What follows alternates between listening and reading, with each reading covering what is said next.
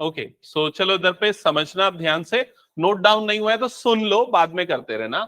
Axiom 6.1 क्या बोलता है? If a ray stands on a line then the sum of two adjacent angle so formed is 180 degree. ये कौन से angle के बारे में बात कर रहा है बताओ मुझे? Linear pair of angle. तो इस एक्सियम को एलपीए एक्सियम बोला जाता है, linear pair of angle axiom. Clear हुआ ये चीज? ठीक है, तो कई बार हम इसको यूज करेंगे एलपीए एक्सियम। क्लियर? इसके बाद आते हैं एक्सियम 6.2 पे, स्टेटमेंट पढ़ना क्या लिखा हुआ है। If the sum of two adjacent angle is 180 degree, then the non-common arms of the angle form a line. ये जो एक्सियम है इसको converse of LPA, converse of LPA axiom ये बोला जाता है। मतलब ये linear pair of angle axiom का कन्वर्स है। लीनियर पेयर ऑफ एक्सियम क्या होता था कि अगर मान लो एक लाइन में एक रे स्टैंड कर रही है तो इन दोनों का सम कितना होता है? 180। और यहां पर क्या बोलता है? अगर इन दोनों का सम 180 डिग्री है तो ये वाली जो लाइन है वो क्या फॉर्म करेगी? ये स्ट्रेट लाइन फॉर्म करेगी। क्लियर हुआ ये चीज? ठीक है, हो गया सभी का? ये हटा दो फिर मैं इसको। ओके, नेक्स्ट आते हैं थ्योरम 6.1 पे। तो हेडिंग डालना थ्योरम 6.1 और इस थ्योरम का नाम है VOA, मतलब कि vertically opposite angle theorem. Theorem 6.1 vertically opposite angle theorem. अब इस थ्योरम की स्टेटमेंट देखेंगे। पहले थ्योरम्स क्या होते हैं मैं एक बार समझा दूं आप लोगों को। जैसा कि पिछली क्लास में मैंने बताया था, दो चीजें होती हैं, एक होते हैं एक्सियम या पोस्टुलेट जिसको as a universal truth consider किया जाता है, जिनके प्रूफ की जरूरत नहीं होती है। दूसरी जो चीज होती है थ्योरम, इनका प्रूफ रिक्वायर्ड होता है, आपको प्रूफ करके बताना होगा। ठीक है, तो थ्योरम में हमेशा एक स्टेटमेंट दी होगी और वो स्टेटमेंट कैसी होगी सुनना ध्यान से। हाँ भी लिखने का काम कर लेना, जब मैं बोलूंगा डिक्टेट कर दूंगा। पहले थ्योरम के बारे में मैं समझा रहा हूं, उसको सुन लो। थ्योरम की जो स्टेटमेंट होती है ना उसमें हमेशा एक स्ट्रक्चर होता है, उसमें लिखा रहता है इफ दिस देन दिस। जैसे घर वाले बोलते if you will not study then you will get failed. तो इफ अगर ऐसा होगा देन वैसा होगा। समझ में आई ये चीज? तो यहां पर इस थ्योरम की स्टेटमेंट को उसी स्ट्रक्चर से समझते हैं। क्या लिखा है? If two lines intersect each other. तो देखो यहां इफ के बाद क्या है? Two lines intersect each other, then the vertically opposite angles are equal. तो देन के बाद क्या बोला? वर्टिकली अपोजिट एंगल क्या होंगे? इक्वल होंगे। तो हमने सबसे पहले दो लाइन बना ली, दोनों एक दूसरे को कट कर रही हैं। तो अब थ्योरम क्या बोलता है कि वर्टिकली अपोजिट एंगल मतलब कौन से एंगल? ये वाला एंगल, और उसका वर्टिकली अपोजिट कौन सा होगा? ये वाला एंगल। इस एंगल का नाम क्या है बताओ? Angle AOD। और इस एंगल का नाम क्या है? COB। तो ये दोनों एंगल इक्वल होंगे, ऐसा इस थ्योरम की स्टेटमेंट है। क्लियर हुआ ये चीज? तो अब सबसे पहले आप लिखना स्टेटमेंट और उसमें स्टेटमेंट को कॉपी करो। लिखा है स्टेटमेंट? नहीं लिखा तो लिख लो अभी। स्टेटमेंट लिखना, स्टेटमेंट के अंदर लिखना if two lines intersect each other, if two lines intersect each other, if two lines intersect each other, comma, then the vertically opposite angles are equal, then the vertically opposite angles are equal। ये जो लिखा है ये theorem की statement है। ठीक है, अब क्वेश्चन कैसे पूछा जाता है मैं बता दूं। आपके क्वेश्चन में, क्वेश्चन पेपर में या सीधा ऐसा स्टेटमेंट लिख देगा, क्वेश्चन कैसा फ्रेम करेगा मैं रीड करके बता रहा हूं। ठीक है, show that if two lines intersect each other then vertically opposite angles are equal. मतलब इफ की जगह पे सिर्फ शो दैट वर्ड यूज कर देगा और same as it is question के फॉर्म में पूछेगा। ठीक है, दूसरा तरीका या सीधा ऐसा बोल देगा state and proof vertically opposite angle theorem. मतलब उसमें आपको ये पूरी स्टेटमेंट लिखनी पड़ेगी, फिर उसको प्रूफ करके बताना पड़ेगा। क्लियर हुआ ये चीज? ठीक है, तो स्टेटमेंट सबको समझ में आ गई ना? हाँ, अब स्टेटमेंट के बाद थ्योरम का फिगर बनाना पड़ता है कि जो थ्योरम है वो एक्चुअल में ग्राफ में कैसा दिखेगा। तो यहाँ ऑलरेडी बना हुआ है, हमने ऑलरेडी दो लाइन बना रखी ए बी और सी डी, जो कि दोनों एक दूसरे को कट कर रही है। कहां पर कट कर रही है? ओ पे। तो ये फिगर बना लो, सेकंड स्टेप हो गया ये। जल्दी से फिगर ड्रॉ करो फटाफट।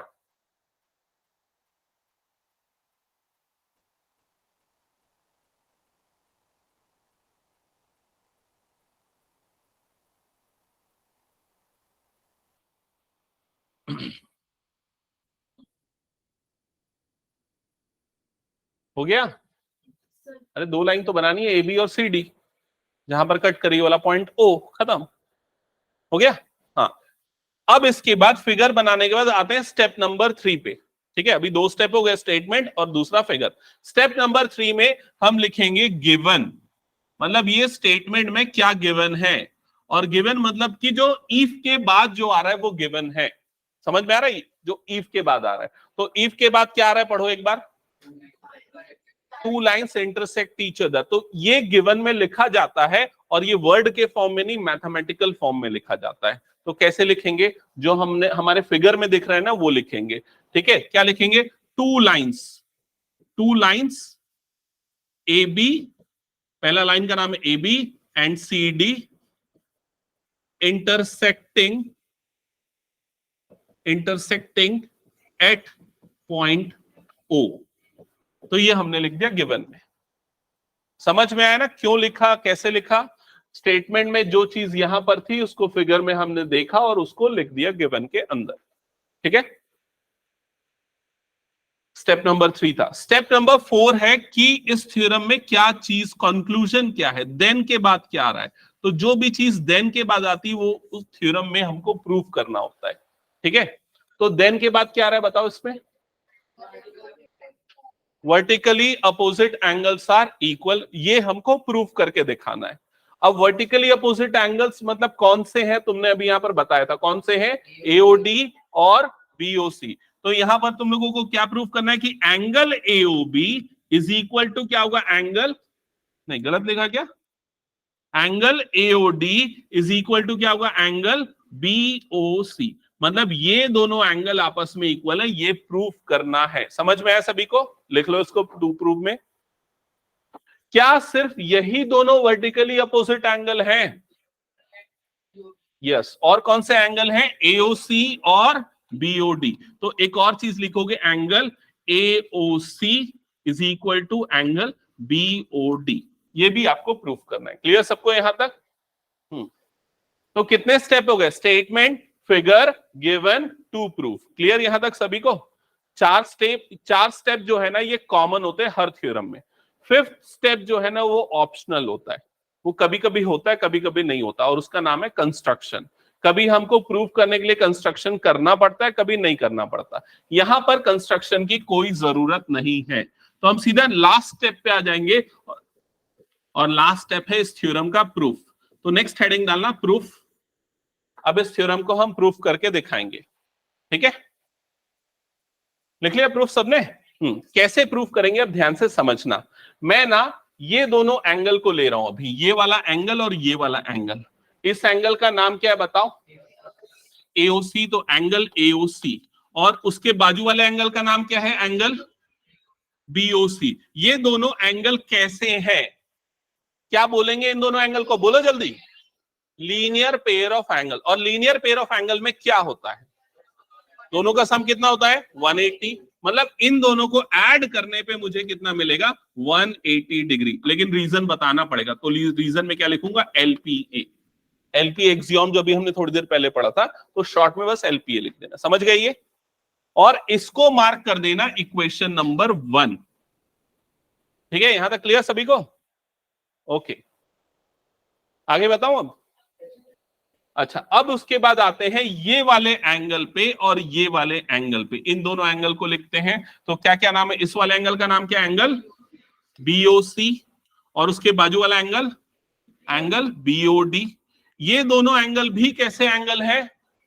Linear pair angle. मतलब इन दोनों का भी सम कितना होगा? 180 डिग्री। रीजन सेम है, LPA, linear pair of angle. और इसी को फिर इक्वेशन नंबर 2 मार्क कर देंगे। क्लियर सबको यहां तक? हो गया सबका? हाँ, अब मैं पूछता हूं, एक्सियोम्स मैंने पढ़ने के लिए बोला था ना, होमवर्क दिया था ना।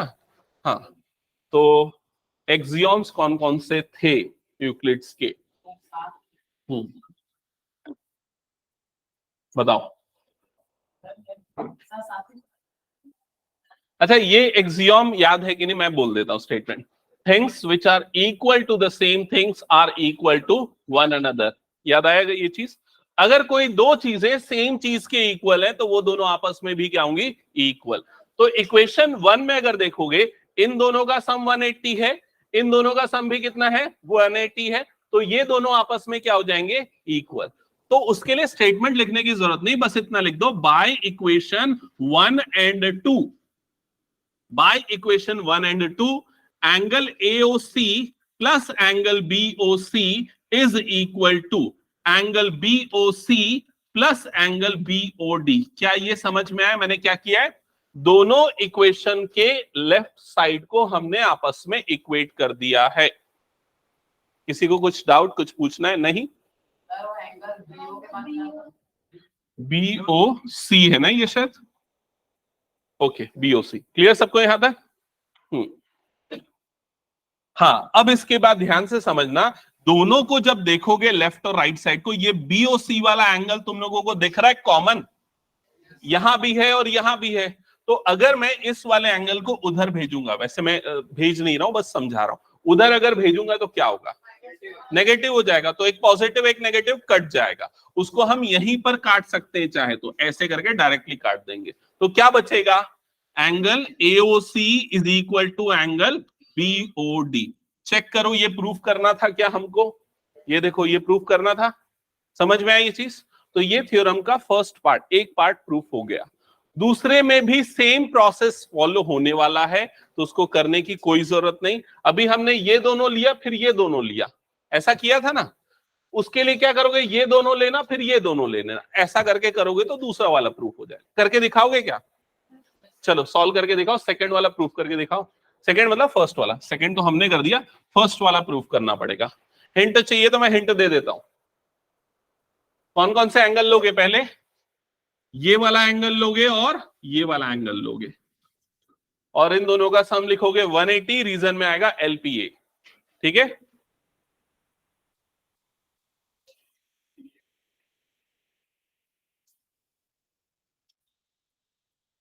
क्या लिखोगे? Angle AOD plus angle AOC is equal to 180।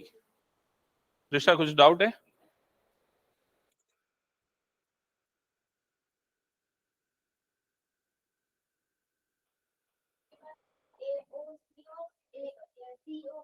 Yes, फिर उसके बाद AOC और COB को लेंगे, और उन दोनों का सम भी कितना होगा? 180।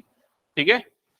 फिर उसके नेक्स्ट स्टेप में इन दोनों को और इन दोनों का सम भी कितना होगा? 180। ऐसे ही बनेंगी इक्वेशंस, जैसे यहां पर बनी है, इसी के जैसी बनेंगी। नंबरिंग चेंज कर देना, 3 4 कर देना, 1 2 यहां पर लिया हुआ है इसलिए। क्या 1 नहीं बन रहा है क्या?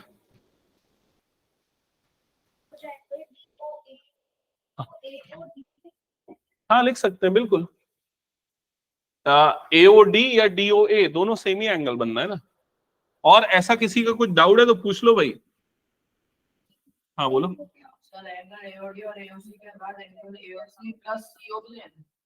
पहले तो देखो, angle AOD plus angle AOC is equal to ले लिया 180, रीजन में लिख देना LPA। ठीक है? फिर उसका दूसरा क्या बोल रहा है? एंगल AOC प्लस दूसरा वाला क्या लेगा? Angle BOC। इन दोनों का भी सम कितना लेगा? 180, रीजन आ गया LPA। फिर दोनों को आपस में इक्वल कर देना, things which are equal to the same things are equal to one another. हो गया?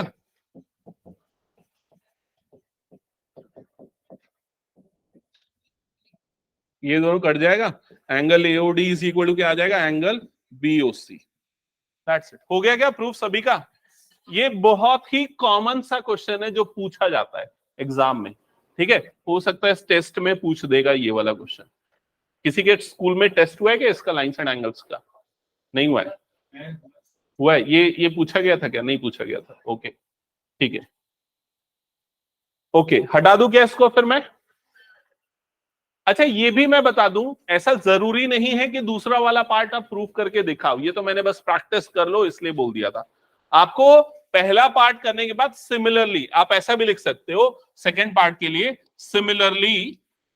सिमिलरली और दूसरा वाला पार्ट लिख दोगे angle AOD is equal to angle BOC, ऐसा भी कर सकते हो। एक को किया, दूसरे के लिए सिमिलरली वर्ड यूज करके। हटा दो इसको फिर मैं। ओके चलो नेक्स्ट, अब स्टार्ट करते हैं एक्सरसाइज। तो एक्सरसाइज 6.1, इसको सॉल्व करने के लिए जो कंसेप्ट हमको पता होने चाहिए वो है वो दो एक्सियोम, एक था एलपीए, दूसरा था कन्वर्स ऑफ एलपीए, और एक थ्योरम जो अभी हमने प्रूफ किया जिसका नाम क्या है, VOA, vertically opposite angle theorem. ठीक है, चलो स्टार्ट करते हैं फर्स्ट क्वेश्चन से। सो इन फिगर, अच्छा अब वो जो थ्योरम के लिए हमने स्ट्रक्चर फॉलो किया था ना, वो सारे क्वेश्चंस में भी होगा ज्योमेट्री के। ठीक है, तो ध्यान से समझना। In figure AB and CD intersect at O। तो पहले फिगर पे देखो AB और CD दिख रहा है क्या तुम लोगों को? दिख रहा है कि नहीं दिख रहा है? कहां है AB? ये देखो, ये है AB और ये क्या है CD। दोनों कहां पर कट कर रहे हैं? O पे। तो ये वाली लाइन क्लियर हो गई हमको।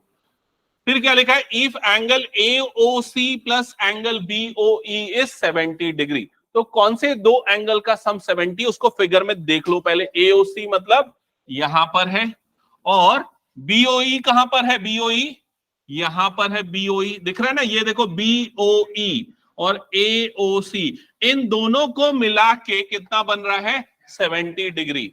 इसका मतलब ये 35 और ये 35 होगा, ऐसा नहीं है। दोनों को मिला के 70 है, तो हो सकता है एक 20 हो, दूसरा 50 हो, एक 30 हो, दूसरा 40 हो, अलग अलग हो सकता है। क्लियर हुआ ये चीज सभी को? अब क्या लिखा है? Angle BOD is equal to 40 degree. तो BOD वाला एंगल कहां पर है? देखो BOD मतलब कि ये वाला एंगल, और ये एंगल कितना बन रहा है? 40 डिग्री। तो यहां पर लिख देते हैं 40 डिग्री। क्लियर ये चीज सभी को?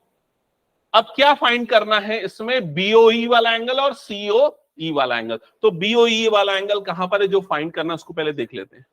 BOE दिखा क्या? BOE BOE मतलब ये वाला एंगल, क्वेश्चन मार्क।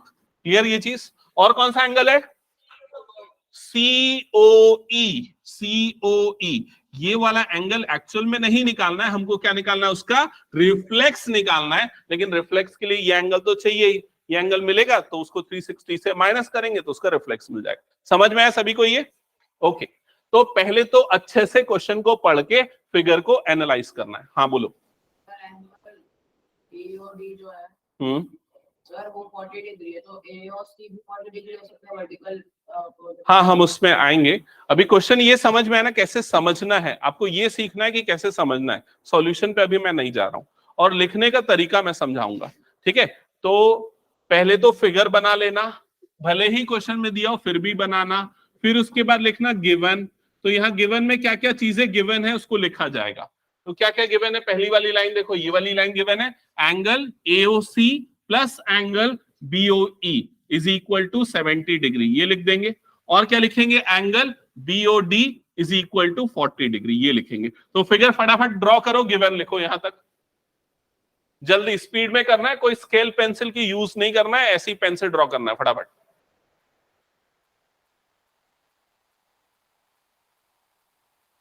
गिवन हो गया सभी का? फिगर बन गया?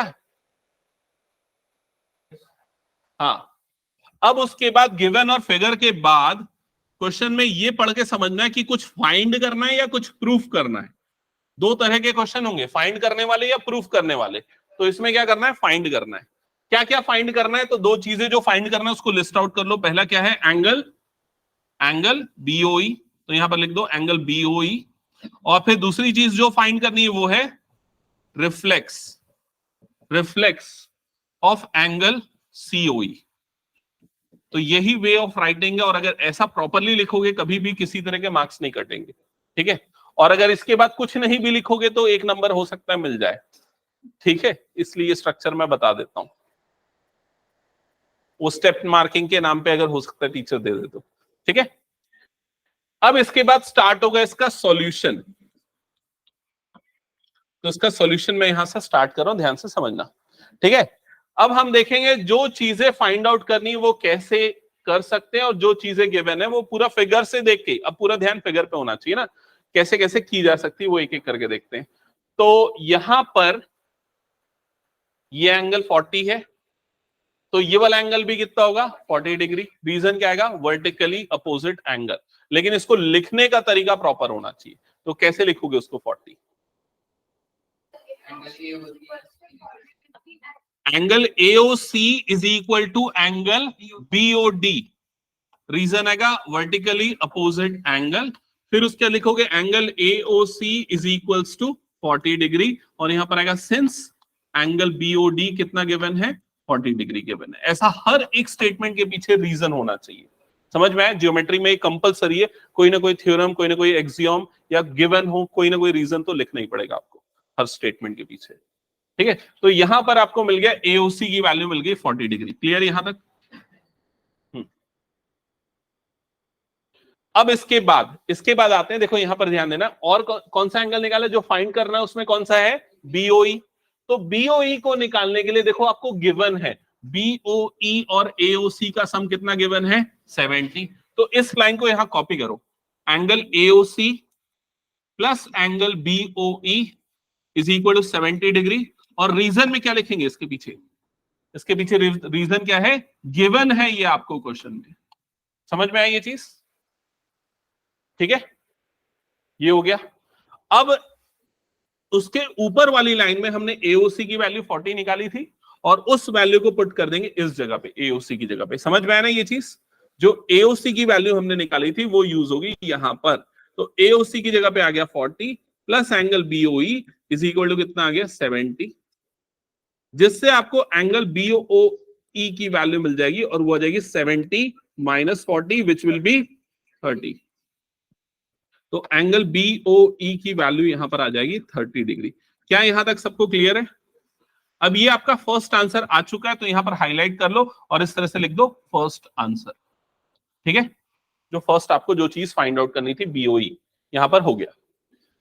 अब सेकंड क्या फाइंड आउट करना है, COE, फिर उसका रिफ्लेक्स। तो COE वाला एंगल कहां पर है, COE वाला एंगल यहां पर है। ये क्लियर है सभी को? हाँ, तो COE कैसे निकालेंगे, लीनियर पेयर। ओके, हाँ, इन तीनों एंगल का सम कितना होगा 180 डिग्री। समझ में आई ये चीज? तो इन तीनों एंगल को लिखते हैं, लाइन से ध्यान से समझना। सबसे पहले एंगल AOC प्लस, AOC मतलब ये वाला एंगल लिखा हूं, मैप करते जाओ ना, AOC प्लस फिर ये वाला एंगल लिख रहा हूं BOE, एंगल BOE, इन दोनों को एक साथ लिख रहा हूं पहले, और बीच वाला एंगल जो निकालना है एंगल COE, उसको सबसे आखिरी में लिख रहा हूं, इज इक्वल टू कितना होगा 180 डिग्री। रीजन में क्या आएगा, नहीं ये लीनियर पेयर नहीं ना, पेयर में तो दो आने चाहिए ना, पेयर का मतलब यही होता है ना, अगर दो एंगल आएंगे तो होता है। तो ये तीनों तीन एंगल है, स्ट्रेट एंगल। आंसर रीजन क्या आएगा, स्ट्रेट एंगल।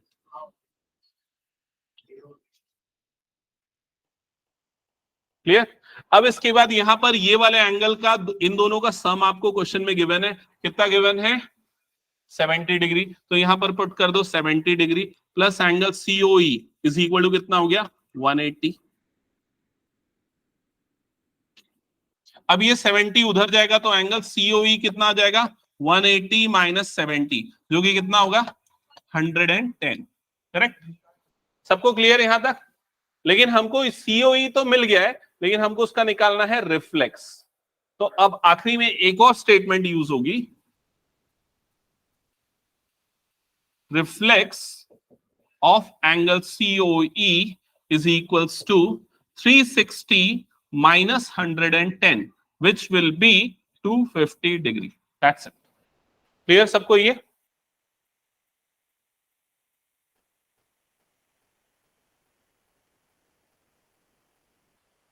तो क्या ये हटा दूं मैं, फिर हो गया तो सभी का? अब ऐसे क्वेश्चन है, देखो हो सकता है पूरे सॉल्यूशन बेस्ड पे आए, या हो सकता है वो सीधा MCQ के फॉर्म में दे दे, एक एंगल कोई सभी निकालने बोल दे। तो दोनों फॉर्म्स में आपको समझ में आना चाहिए। अच्छा, अब मैं जिससे पूछूंगा वो आंसर करना इसी क्वेश्चन के बारे में। अगर ये एंगल निकालने बोला होता तो ये एंगल क्या आता, कौन आंसर कर सकता है वो हैंड रेज करना। पहले टाइम ले लो आराम से सोचने का। हाँ ठीक है, ठीक है। श्रेया और अनुष्का तीनों एक साथ बोलो, क्या आएगा आंसर? 140 डिग्री। यस करेक्ट, क्योंकि ये 40 है तो ये वाला एंगल कितना होगा? 140। रीजन क्या आएगा? Linear pair of angles. Clear सबको ये? ओके, हटा रहा हूं फिर इस क्वेश्चन को। नेक्स्ट क्वेश्चन स्टार्ट करते हैं। नेक्स्ट क्वेश्चन, तो स्टेप्स मैंने कैसे बताए थे? सबसे पहले क्या करना है? क्वेश्चन को रीड करना है, फिगर से मैप करना है उसको। तो क्वेश्चन को पढ़ो एक बार ध्यान से। लाइंस एक्स वाई, तो देख लो एक्स वाई वाली लाइन कहां पर है? ये है। एंड एम एन वाली लाइन कौन सी है? ये है। इंटरसेक्ट एट ओ, तो दोनों कहां पर कट कर रही हैं? ओ पे। ठीक है, फिर क्या लिखा है? If angle P O Y is 90, तो अब देखो कि एंगल पी ओ वाई कहां पर है? तो पी ओ वाई यहां पर है, और ये एंगल कितना बन रहा है? 90 डिग्री। समझ में आ गया यहां तक सभी को? और क्या दिया है? A is to B is 2:3, मतलब कि ये दोनों एंगल का रेशियो दिया हुआ है, वो इतना है, और C निकालना है। समझ गए क्वेश्चन? ओके, अब इसके बाद मैंने क्या बताया था? क्या लिखेंगे? गिवन। तो इस क्वेश्चन में क्या गिवन है? जितना शॉर्टेस्ट लिख सकते हो उतना लिखो, कोई ज्यादा थ्योरी नहीं लिखना उसमें। ठीक है, तो ये इंटरसेक्ट कर रहा है, ठीक है, वो गिवन में नहीं लिखेंगे, सिर्फ ये लिख देंगे angle P O Y is 90 degree, और ये लिख देंगे A is to B is equal to 2:3। ये गिवन में आ गया। अब प्रूव करना है या फाइंड करना है? तो यहां पर हमको फाइंड करना है। क्या फाइंड करना है? C। तो फाइंड C। क्लियर यहां तक सभी को? अब स्टार्ट होगा इसका सॉल्यूशन। तो सॉल्यूशन स्टार्ट करने के लिए सबसे पहले हम देखेंगे जो चीजें गिवन है उनको कैसे यूज कर सकते हैं। हो गया? यहां तक सबका हो गया ना? फिगर विगर बनाना कंपलसरी बनाना ही पड़ेगा, भले ही क्वेश्चन में दिया हो, भले ही एग्जाम में दिया हो, बुक में दिया हो, लेकिन फिगर बनाना पड़ेगा आपको। ठीक है, बना लिए? ठीक है। हाँ हाँ, तो स्टार्ट करें सॉल्यूशन। तो अब देखो शुरुआत कहां से करेंगे? जो गिवन है उनमें से। तो पहले मैं ये वाली चीज ले रहा हूं, S to B. S to B के लिए ए बी को देख लो पहले, कहां पर है? ए बी दिख गया ना? ये है ए बी। ए बी कौन से एंगल है ये बता दो। ठीक है, एडजेसेंट तो है। कॉम्प्लीमेंट्री एंगल, मैं ये वाला वर्ड ज्यादा प्रेफर करूंगा। एडजेसेंट है लेकिन कॉम्प्लीमेंट्री एंगल है, उससे एक एक बेनिफिट होगा। क्या पता चल जाएगा? a प्लस बी कितना होगा? 90 डिग्री। समझ में आया कि नहीं ये चीज? ठीक है, तो यहां पर a प्लस बी कितना हो जाएगा? 90 डिग्री। एक चीज तो ये हो गई। दूसरा जो गिवन है ना, उससे हमको रेशियो से पता चल जाएगा एक और चीज। क्या पता चलेगा? देखना, a is to b is equal to कितना दिया हुआ है? पहले यहीं से स्टार्ट करो ना। a is to b कितना दिया हुआ है? 2:3। अब रेशियो का मतलब क्या? a upon B. ऐसे ही होता है ना, a upon B is equal to कितना हो गया? 2/3। तो इसका मतलब a की वैल्यू को हम क्या ले सकते हैं? 2x, और b की वैल्यू को क्या ले सकते हैं हम? 3x। अगर कोई भी दो क्वांटिटीज रेशियो में होती है तो उसको हम इस तरह से ले सकते हैं। मेरे ख्याल से आपने 7th 8th में ऐसे क्वेश्चंस बनाए होंगे शायद, रेशियोस और प्रोपोर्शन में। ठीक है, तो a को 2x और b को 3x ले सकते हैं। यहां तक सबको क्लियर? अब उसके बाद लिखेंगे a plus B is equal to 90 degree, और रीजन क्या आएगा? Complementary angles. शॉर्ट फॉर्म में लिख दो, पूरा लिखने की जरूरत नहीं। Complementary angles. ठीक है, अब a की जगह पे पुट करना 2x, और b की जगह पे पुट करना 3x इज इक्वल्स टू हो गया 90 डिग्री। क्लियर सबको यहां तक? तो 2x प्लस 3x दोनों का सम कितना हो जाएगा? 5x इज इक्वल्स टू कितना हो जाएगा? 90 डिग्री। तो x की वैल्यू कितनी आ जाएगी? 90 डिवाइडेड बाय 5। ये 5 से कट जाएगा, 5 1 जा 5, 5 8 जा 40, जिससे कि आपको x की वैल्यू मिलेगी कितनी आएगी? 18। क्या यहां तक सभी का हो गया? ओके।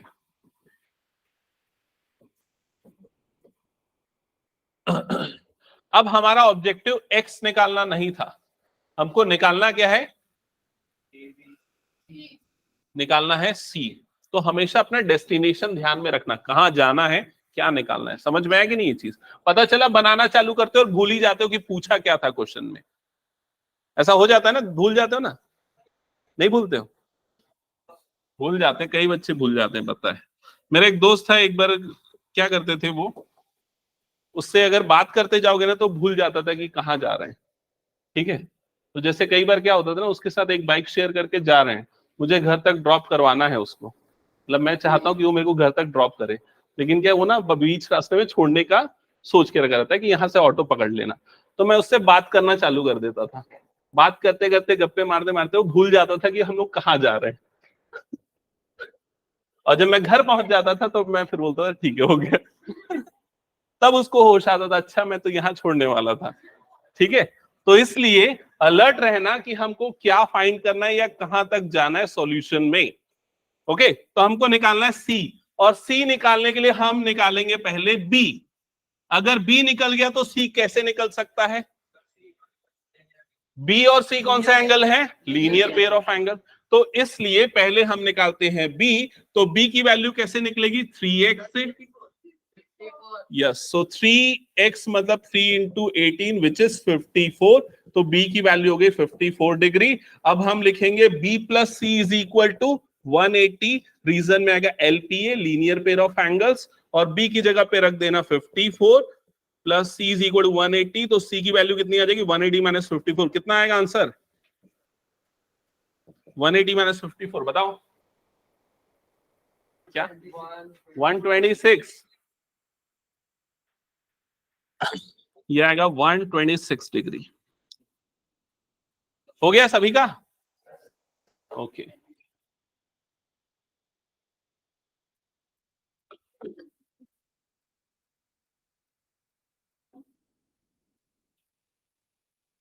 हटा दूं, नेक्स्ट क्वेश्चन स्टार्ट करें? Okay, so next question check करना जल्दी से।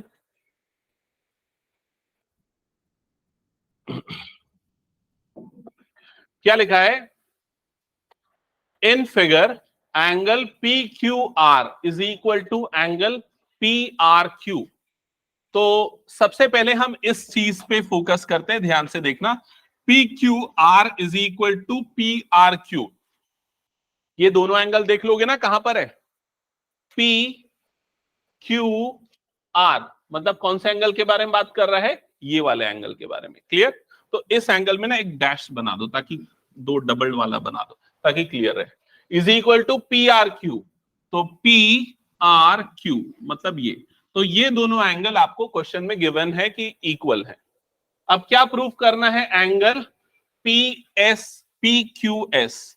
पी क्यू एस वाला एंगल कहां पर है? पी क्यू एस मतलब कि ये वाला एंगल, ये इक्वल होगा किससे? पी आर टी मतलब ये वाला एंगल के। तो आपको प्रूफ करना है कि ये दोनों एंगल आपस में क्या होंगे? इक्वल। समझ में आया ये पूरा? हाँ, अब कैसे प्रूफ उस चीज पे आते हैं। तो पहले वही काम कर लेना, पहले लिख देना गिवन और टू प्रूफ। तो क्या गिवन है इस क्वेश्चन में वो लिख देना, angle P Q R is equal to angle P R Q. और क्या प्रूफ करना है? To proof. तो क्या प्रूफ करना है इसमें? Angle P Q S is equal to angle P R T, ये प्रूफ करना है। ठीक है,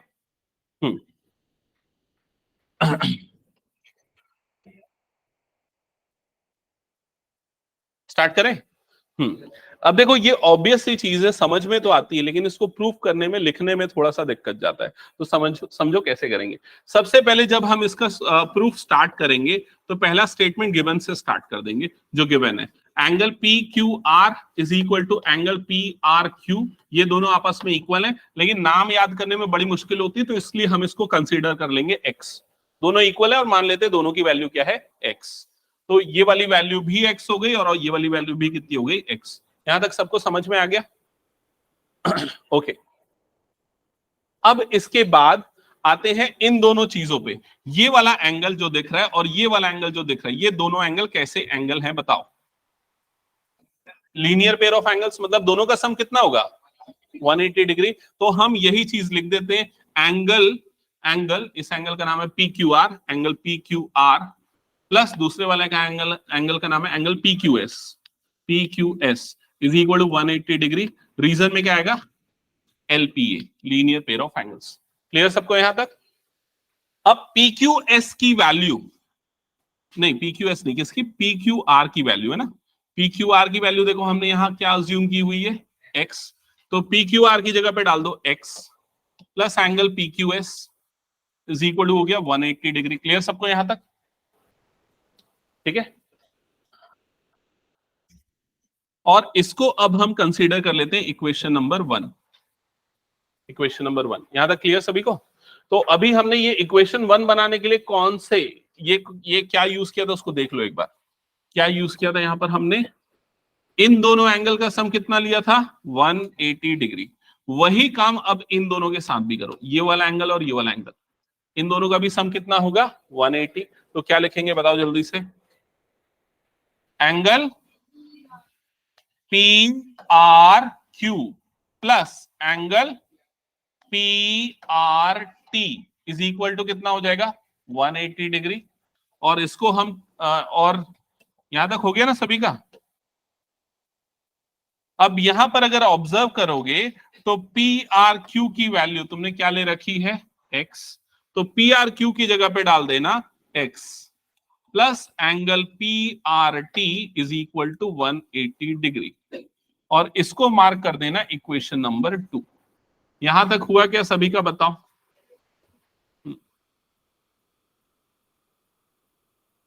अब ये दोनों का सम 180, ये दोनों का सम 180 ले लिया, लेकिन ऑब्जेक्टिव ध्यान में रखना, हमको पहले और आखिरी वाले एंगल्स को आपस में इक्वल करना है। और उसके लिए हमने इक्वेशन 1 और 2 बना रखा है।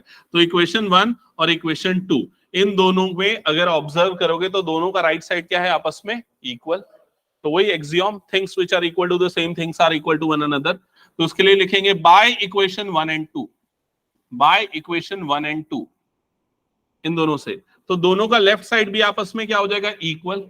लेफ्ट साइड मतलब x plus angle P Q S is equal to x plus angle P R T. ये दोनों आपस में इक्वल हो गए। अब इधर से x और इधर से x कट गया तो क्या बचा, angle P Q S is equal to angle P R T. That's it, यही आपको प्रूव करना। देख लो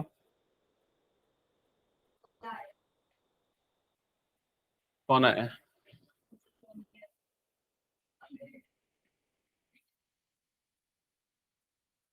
हाँ वो मैडम है, मिल लेंगी, ठीक है। किसकी मम्मी आएंगी? ठीक है, ठीक है, क्लास के बाद रुकना तो मैं बोल के आता हूँ। हाँ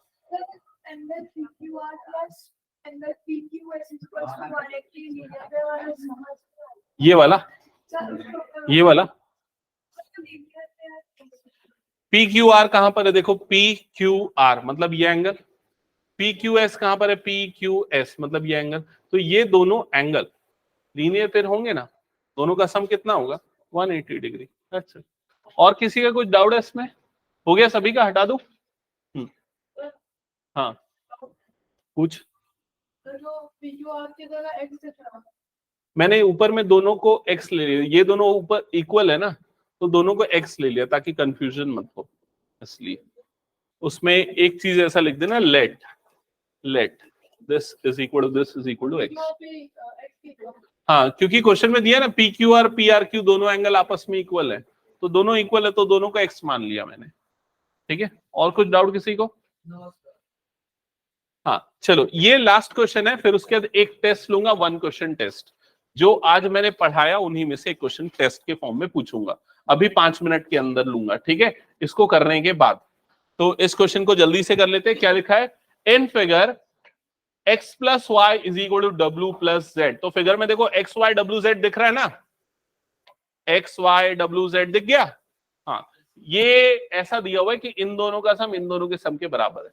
क्या प्रूफ करना है, AOB is a straight line. तो सबसे पहले फिगर बना लेना, फिर लिख देना गिवन, और गिवन के अंदर आएगा x plus Y is equal to W plus Z. फिर उसके बाद टू प्रूफ, तो क्या प्रूफ करना है इसमें, AOB इज अ लाइन।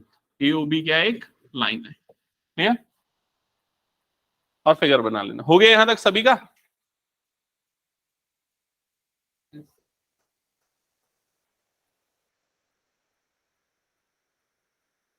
देखो जैसा बनाना है बना लेना फिगर, लेकिन ये ध्यान रखना कि ये एक लाइन दिखनी चाहिए AOB, ठीक है, तिरछा मत कर देना उसको। क्या है, क्या गड़बड़ हो गया सभी का? अब इधर पे सुन लो ध्यान से, लास्ट 1 मिनट का 2 मिनट का क्वेश्चन है, ज्यादा बड़ा क्वेश्चन नहीं है इसका। गिवन और टू प्रूव लिखने के बाद कंप्लीट एंगल सुना है कि नहीं? ये वर्ड कंप्लीट एंगल क्या होता है? Complete angle 360 degree. तो यहां पर अगर x y z w चारों को अगर मैं ऐड कर दूं तो कितना बनेगा? 360 डिग्री। तो सबसे पहली इक्वेशन आएगी x plus Y plus W plus Z is equal to 360 degree, और रीजन क्या आएगा यहाँ पर? Complete angle. कंप्लीट एंगल देख लो यहां पर, हो गया।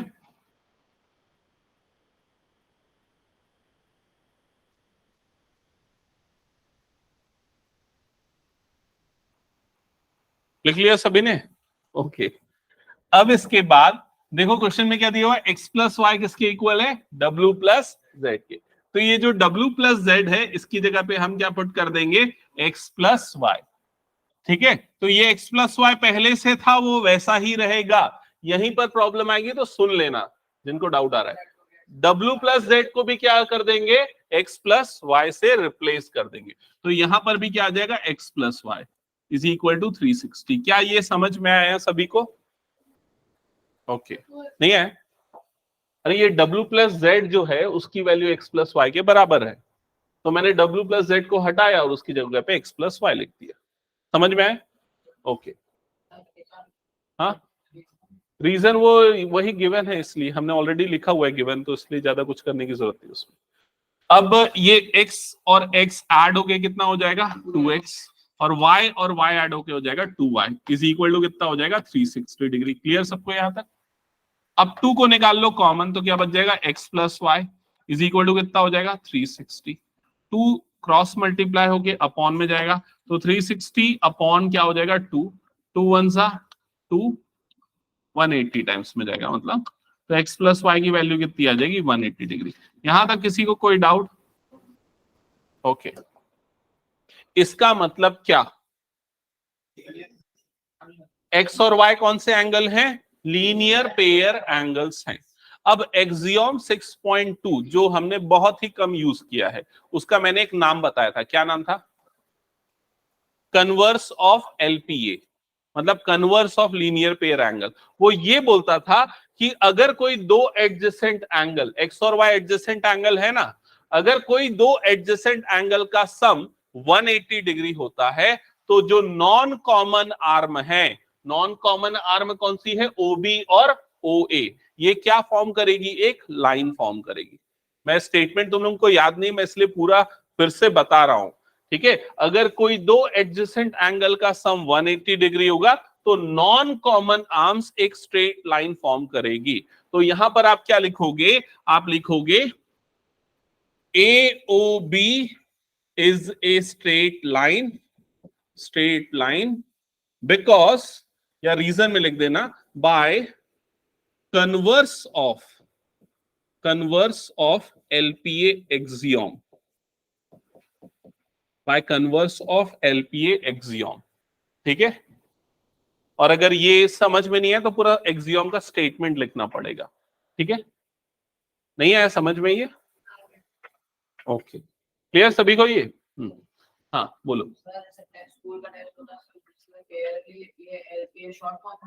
बिल्कुल लिख सकते हो, मतलब बिल्कुल अलाउड होना चाहिए, ये स्टैंडर्ड फॉर्म माना जाता है। क्योंकि कई जगह पे एनसीईआरटी वगैरह में कितना लंबा लिखोगे? लीनियर पेयर ऑफ एंगल्स, इतना जगह थोड़ी ना होता है, ठीक है। ऐसा शॉर्ट में लिख देना L.P.A। और कई जगह बुक्स में भी, RSRT की बुक्स में भी ये यूज होता है शॉर्ट फॉर्म्स वगैरह, ठीक है। तो चलेगा, हटा दो इसको मैं। तो स्टार्ट करते हैं टेस्ट। तो अभी मैं टेस्ट में क्या पूछूंगा मैं बता दूं। एक तो ये पूछ सकता हूं वर्टिकली अपोजिट एंगल थ्योरम को स्टेटमेंट लिखो, प्रूफ करो, या फिर अभी जो मैंने क्वेश्चंस बताए इनमें से कोई भी एक क्वेश्चन। कितने क्वेश्चन करवाए? 4। ये 4 में से तो टोटल 4 क्वेश्चन, एक थ्योरम, 5। स्टार्ट करें? और ये ज्योमेट्री में हर क्लास में होने वाला मैं बता रहा हूँ। ज्योमेट्री मतलब लाइंस एंड एंगल और ट्रायंगल में, क्योंकि इसमें प्रॉब्लम क्या होती है, समझ में आता है लेकिन बनता नहीं है इसका क्वेश्चन। तो इसलिए ना तुरंत उसके बाद बना के देखने के लिए मैं एक टेस्ट लिया करूंगा हर क्लास में।